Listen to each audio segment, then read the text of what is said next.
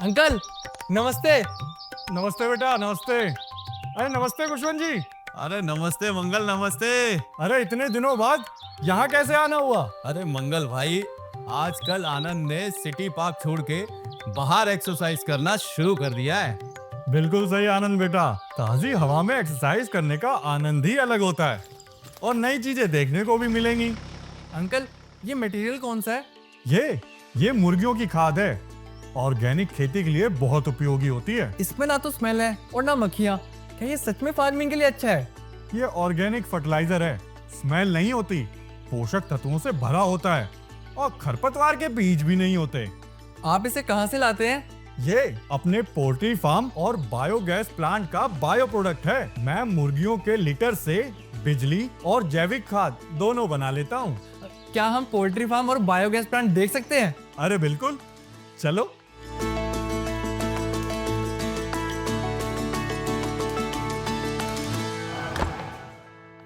Poultry farm में multiple shades होते हैं, छोटे या बड़े झुंड के लिए। फार्म की गतिविधियां 5 भागों में बांटी जा सकती है, जैसे प्रशासन, दाना पानी देना, सफाई करना, अंडे इकट्ठे करना और वेंटिलेशन।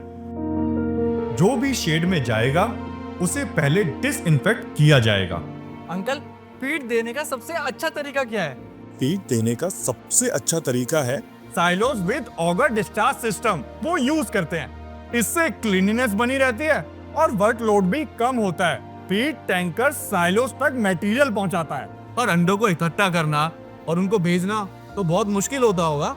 नहीं कुशुन भाई, एकदम आसान है। हर लाइन में अंडे इकट्ठा करने का एक पूरा सिस्टम लगा होता है। हम अंडों को ट्रे में रखकर कलेक्शन पॉइंट से स्टोर रूम तक ले जाते हैं, जो शेड के साथ ही बना होता है। अंडों को लोड करने की जगह और चारा रखने वाला सिलो, ये दोनों शेड के एक ही सिरे पर होते हैं। अंकल ये वॉल्स पे इतने सारे एग्जॉस्ट फैंस क्यों लगे हैं? बेटा एग्जॉस्ट फैन ताजी हवा के लिए और गर्मी कम करने के लिए है। टनल वेंटिलेशन सिस्टम से हवा सर्कुलेट होती है और कूलिंग पैड से तापमान कम होता है। सब कुछ ऑटोमेटिक सिस्टम से कंट्रोल होता है। पर अंकल आपने अभी तक ये नहीं बताया कि हम मुर्गियों के लिटर से बिजली और खाद कैसे बनाते हैं। वो भी बताएंगे बेटा जी। ये सब इसलिए बता रहा हूँ क्योंकि अधूरी जानकारी हानिकारक होती है।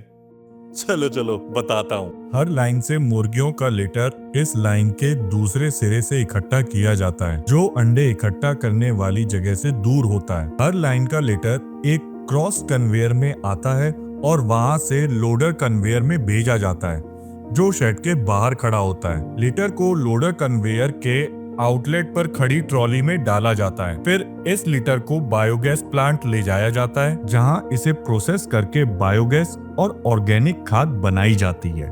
क्या इसे चलाना आसान है? बहुत आसान है। सारा सेटअप स्काईलार्क इक्विपमेंट्स ने किया है। उनकी टीम बहुत बढ़िया है, सभी ट्रेनिंग देती है और सारे स्पेयर पार्ट्स आसानी से मिल जाते हैं। वन स्टॉप सोल्यूशन है। अंकल क्या आप बायोगैस प्लांट देख सकते हैं? अरे आनंद तो बड़ा जिज्ञासु निकला। कहीं ऐसा ना हो ये ऐसा बोल दे कि पापा मैं तो पोल्ट्री फार्म खोलना चाहता हूँ। हाँ आनंद बेटा, आज ही मैंने स्काईलार्क इक्विपमेंट से एक बायोगैस एक्सपर्ट को बुलाया है। वो तुम्हें सब बता देगा। गुड आफ्टरनून सुनील जी, आप तो बहुत फास्ट हैं, एकदम टाइम पे आ गए। I always ready for you Mangal ji. बहुत बहुत धन्यवाद। हमारे आनंद बेटे को थोड़ा बायोगैस प्लांट के बारे में बताइए। थोड़ा क्यों, सब कुछ बताते हैं आनंद बेटा। चलिए मैं आपको बायोगैस प्लांट दिखाता हूँ। बायोगैस प्लांट एक रिन्यूएबल एनर्जी सिस्टम है।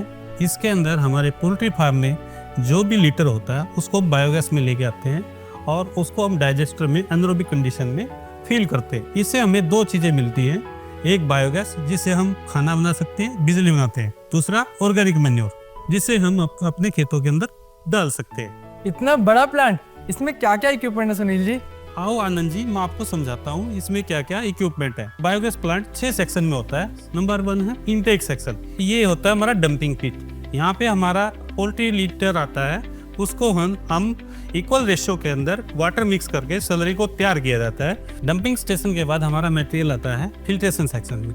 इस सेक्शन के अंदर हम अपना जो भी मटेरियल है यहाँ पे फिल करते हैं और स्लरी को क्लीन करते हैं। इसके अंदर जितना भी इनऑर्गेनिक मटेरियल है उसको पूरा निकाला जाता है। फिल्ट्रेशन के बाद हमारा मटेरियल सेटलिंग सेक्शन के अंदर आता है। जो भी सस्पेंडेड पार्टिकल होते हैं वो हम सेटलिंग सेक्शन के अंदर सेट करते हैं। उसके बाद हमारा मटेरियल प्री डाइजेशन के अंदर आता है। प्री डाइजेशन के अंदर हमारा मटेरियल 24 आवर के लिए स्टोर किया जाता है। नेक्स्ट मॉर्निंग हम इस मटेरियल को डाइजेस्टर के अंदर लिफ्ट कर देते हैं। डाइजेस्टर के अंदर 3 तरह के मॉडल होते हैं। Number 1 fix dome, number 2 floating dome, number 3 digester mounted double membrane holder. ये हमारा प्लांट डाइजेस्टर माउंटेड होल्डर पे बना हुआ है। डाइजेस्टर के अंदर 2 चीज़ें होती हैं। Number 1 agitators, number 2 recycle pump, जो कि मटेरियल को रिसाइकिल करते रहते हैं। डाइजेस्टर के अंदर 2 चीज़ें ध्यान में रखना होता है। नंबर 1 उसका टेम्परेचर क्या चल रहा है, नंबर 2 इसके अंदर इस बैक्टीरिया है वो क्या ग्रोथ कर रहा है। ये सब चीज़ें देख के हम इसके अंदर एनारोबिक ट्रीटमेंट स्टार्ट करते हैं। डाइजेस्टर के बाद हमारा मटेरियल आउटलेट टैंक के अंदर आता है। आउटलेट टैंक से मटेरियल डीवाटरिंग सेक्शन के अंदर चला जाता है और वहाँ पर हम सॉलिड और लिक्विड पार्ट्स को अलग कर लेते हैं। इसके बाद क्या होता है अंकल? वो भी बताते हैं आपको, आइए। डाइजेस्टर से निकलने वाली गैस में बहुत सारी इम्प्योरिटीज होती हैं। उन इम्प्योरिटीज को क्लीन करना होता है। इसके लिए हमने इक्विपमेंट्स लगाए हैं। इसमें नंबर 1 है मेटालिक स्क्रबर, नंबर 2 है बायोलॉजिकल स्क्रबर, जिसके अंदर से हम हाइड्रोजन सल्फाइड को रिमूव करते हैं। अगर हम हाइड्रोजन सल्फाइड को रिमूव नहीं करेंगे वो हमारे इंजन पार्ट्स को डैमेज कर देगी। बायोलॉजिकल स्क्रबर से निकलने वाली गैस के अंदर मॉइस्चर आ जाता है। उस मॉइस्चर को हटाना बहुत ज़रूरी होता है। अगर हम मॉइस्चर नहीं हटाते तो उसके अंदर हमारे जो पार्ट्स हैं वो डैमेज हो जाते हैं। उसके लिए हमने एक इक्विपमेंट लगाया है जो कि ह्यूमिडिफायर होता है। ह्यूमिडिफायर के द्वारा हम गैस के अंदर जितना मॉइस्चर होता है उसको निकाल लेते हैं। उसके बाद हम गैस से खाना बना सकते हैं, इलेक्ट्रिसिटी बना सकते हैं, जिसके द्वारा हमारे फार्म चलते हैं।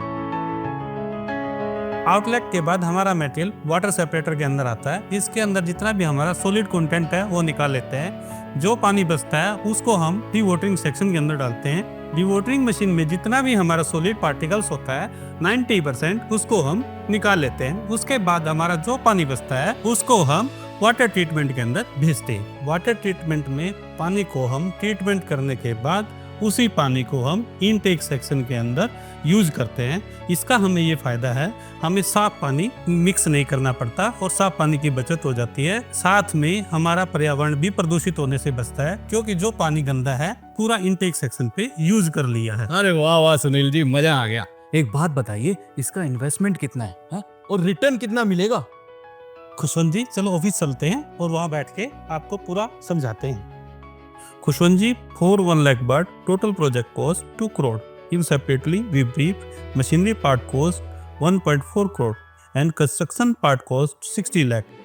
In calculated return of investment, plant efficiency 75% in 4.4 years, including of electricity and the manure sale.